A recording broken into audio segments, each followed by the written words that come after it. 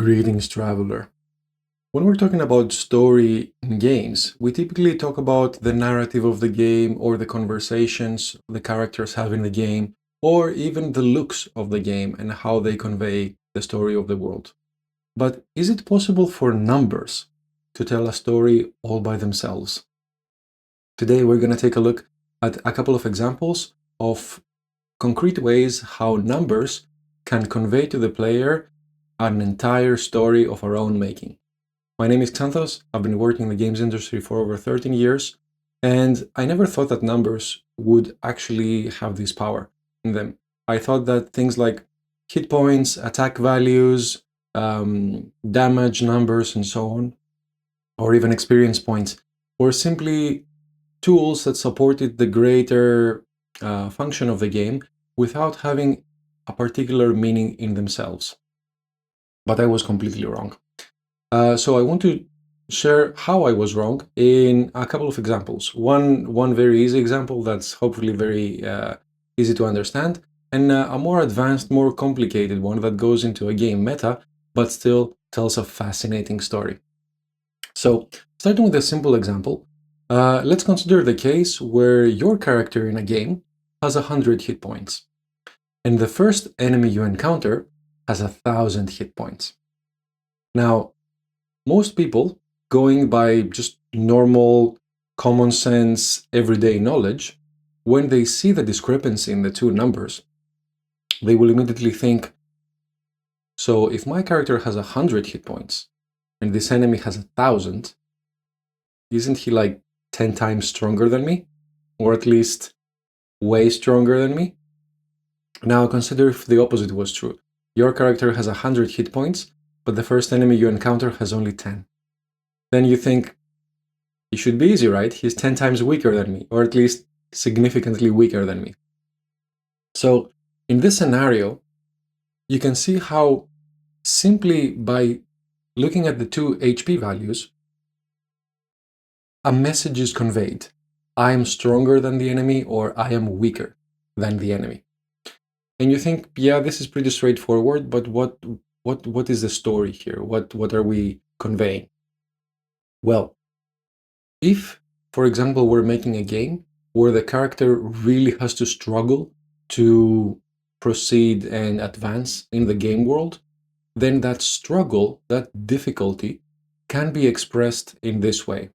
If everybody the character meets is way stronger than the character, then it conveys the message that the character has to try 2, 5, 10 times harder than the average enemy out there to beat them.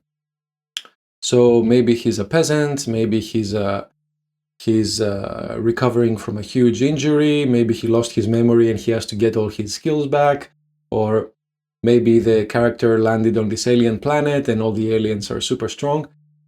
Just by, for example, using hit points to show this discrepancy, we don't have to say that the aliens are too strong. We don't have to have a 30 minutes conversation between characters to say that the enemies are strong. Simply by looking at the hit point values, the player rather, can see that these guys are way stronger than me. Conversely, if let's say we're making a game where the game is a hero or a superhero or just some elite soldier who has years and years of experience and he has seen all battlefields and now he's back in action just for this one campaign or this one mission, but we want to portray him as an awesome veteran, then by showing that the enemies around him have 10 times less hit points or way fewer skills or way worse gear, way lower attack scores and so on, simply by showing these numerical values, the message is conveyed just as well. That our character is super strong, he's a veteran, hero, amazing mercenary guy, while the enemies are just newbies, they're unskilled, they're untested, this is their first combat experience, they're expected to lose if they were going 1-to-1, 1 versus 1 against our character, and so on. And this is just a super quick, super direct way we can talk about the world and show the difference in potential in the characters simply with a difference of a few digits. So hopefully this example shows how powerful this comparison is, how all humans basically do these comparisons once they see the relative hit points, and how powerful it is in conveying the theme and the tone of the world. And so let's move to a more advanced example, one that I experienced in my career. So we were working on a soccer game, and in that soccer game, or football, depending where you're from, we were discussing about what sort of end game, what sort of message we want to convey to the players.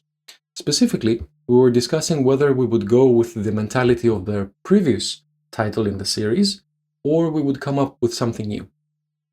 The previous title in the series had the message that basically, if you could somehow gather all the teams from the world champion team in your team, then that would be the strongest team you can make in the game.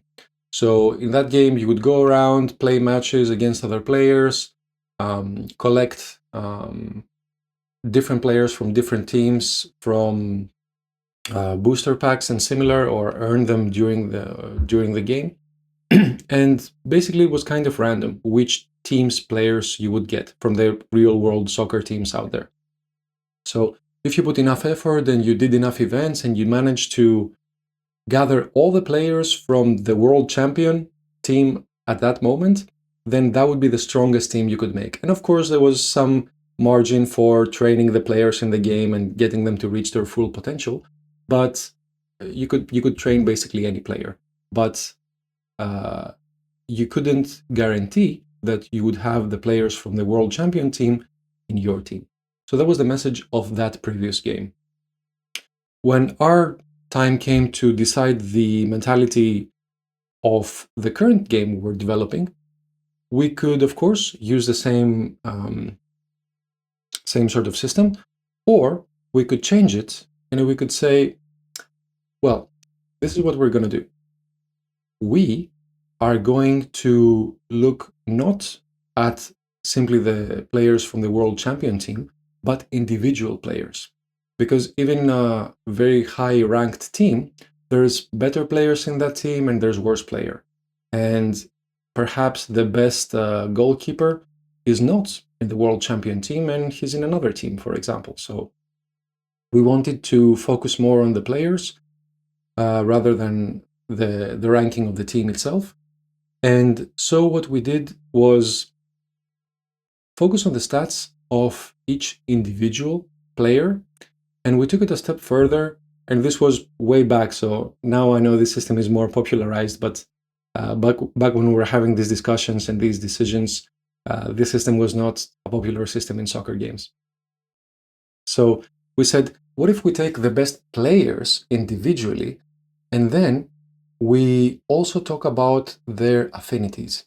So if a player is good at playing a defense position and you let him play as a defense position, you assign him to that position, then his potential becomes stronger in your team, because basically he gets to do what he wants or what he's good at, what he's feeling passionate for. And there were player affinities with other players or roles, certain roles inside the team. So rather than saying, look, if you get the players from the champion team, that's the best team you can make, we use this system to say that, look, if you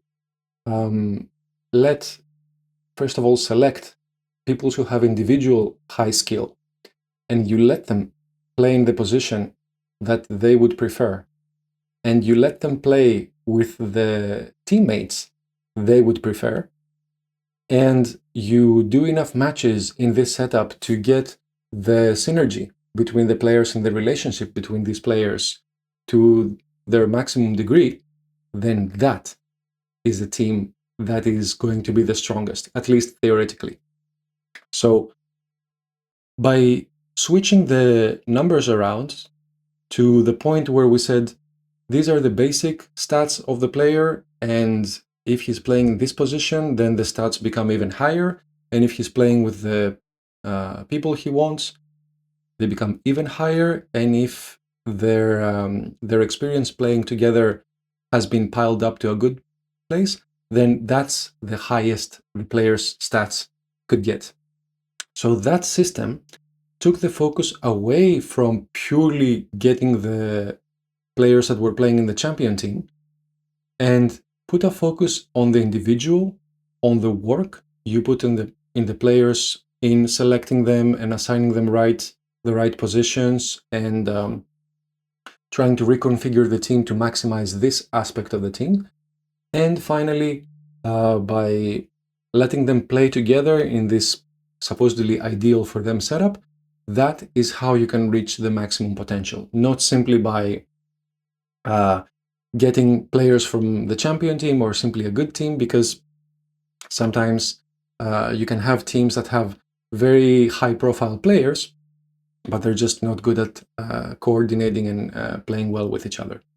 So we're still talking about soccer in both cases, or football. We're still talking about players being put in a team and having to play matches together. It's exactly the same setup. It's the same game series, but simply by changing how the stats, the numbers of the players go up based on which actions, we convey an entirely different message. So in the first case, we simply said that, look, you have to be lucky enough to get the best teams from the best players from the best team through the luck of the draw, and then of course train them to their max potential. While in the later case, we said by setting up the stats system in this way, we are putting the emphasis on the individual and the human connections, and letting people basically follow their passion as players and show their skills and reach their full potential by cooperation and by getting to choose how they bring themselves forward. Now, a note here is that there is no correct here. So it's not to say that one system is correct and the other one is incorrect. The point I'm hopefully trying to make here is that numbers simply by themselves, simply by the way they are presented to the player and the player experiences them, tell a story all by themselves without having to have dialogue, without having to have an explanation, or without having to explicitly have a tutorial about these things. When a player understands the system, when a player simply sees the factors that raise the stats of a player, then that realization forms a story in their mind. So when they go to explain the difference between, let's say, the earlier soccer game and the later soccer game to a friend, they can, without us having to say it as game designers explicitly in the game, then the player can go to his friend and say, oh, in the previous game they were just caring about, collecting all the players from the champion team, while in the later game they're putting more emphasis on human connections and following your passion and playing in your preferred position and so on, and leaning more on the human factor rather than the team composition in that sense. And again, there is no right and wrong here.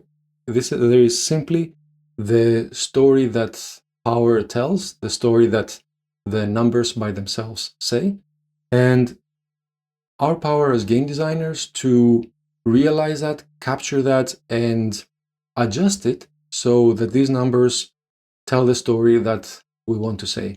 And of course, help us with guiding the game balance and giving a good experience without having to do it in a roundabout way, such as like dialogues and movies and so on, to convey these things.